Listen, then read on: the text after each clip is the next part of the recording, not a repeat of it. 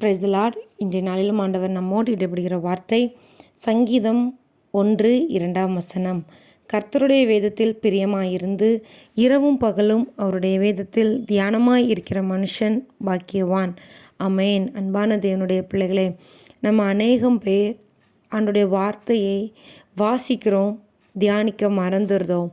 தியானிக்கிறதே இல்லை அப்படின்னு தான் சொல்லணும். ஏன் அப்படின்னா, என்றைக்காவது ஒரு நாள் ஆண்டோடைய வார்த்தையை, வேதாகமத்தை எடுத்து வாசித்து அதில் என்ன நமக்கு சொல்லப்பட்டிருக்கிறது, ஆண்டவர் இன்றைக்கு என்னோடு எந்த வார்த்தையை பேசுகிறார் அப்படின்னு சொல்லி நம்ம நிதானித்து உட்கார்ந்து ஆராய்ந்து தியானித்திருக்கிறோமா?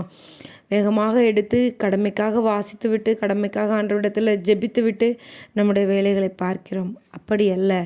ஆண்டவர் விரும்புகிற காரியம் நாம் வேதத்தில் உள்ள வார்த்தைகளை கற்றுக்கொள்ள வேண்டும் என்று சொல்லி இந்த புத்தகம் ஒரு மத நூலாக இல்லாமல் சாதாரணமாக ஒரு மனிதனால் எழுதப்பட்ட ஒரு புத்தகமாக நூலகத்தில் வைக்கப்பட்டு இருக்குமேயானால் இந்த புத்தகத்தை படித்து அநேகர் ஆண்டவரை அறிந்து கொண்டிருப்பார்கள், அநேகர் மேதைகளாக இருப்பார்கள். ஏனென்றால் விலை மதிக்க முடியாத பொக்கிஷங்கள் இந்த புத்தகத்தில் அடங்கி இருக்கிறது.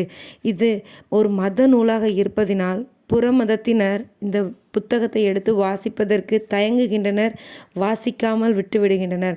ஒருவேளை மற்றவர்கள் கரங்களில் இந்த வேத புத்தகம் கிடைத்திருக்குமேயானால் இதை அவர்கள் இந்த மகத்துவத்தை உணர்ந்து இதனுடைய எல்லா ஆசீர்வாதங்களையும் பெற்றுக்கொண்டிருப்பார்கள். ஆனால் கிறிஸ்தவர்களாகிய நாமோ இதனுடைய மதிப்பு தெரியாமல் வீட்டில் பத்திரமாக புதிதாக வைத்திருக்கிறோம்.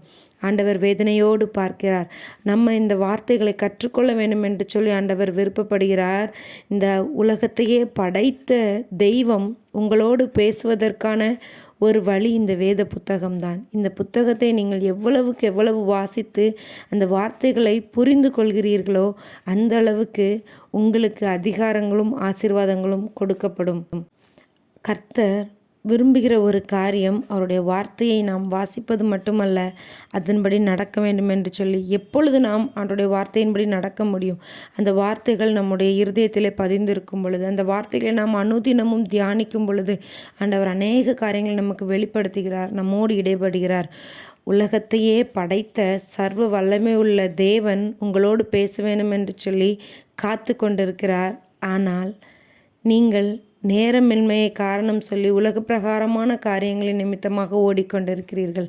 தயவு கூர்ந்து அவருடைய வேதத்தை அனுதினமும் வாசித்து தியானித்து அதன்படி நடந்து ஆண்டவர் உங்களுக்காக வைத்திருக்கிற எல்லா ஆசீர்வாதங்களையும் பெற்றுக்கொள்ளுங்கள். God bless you.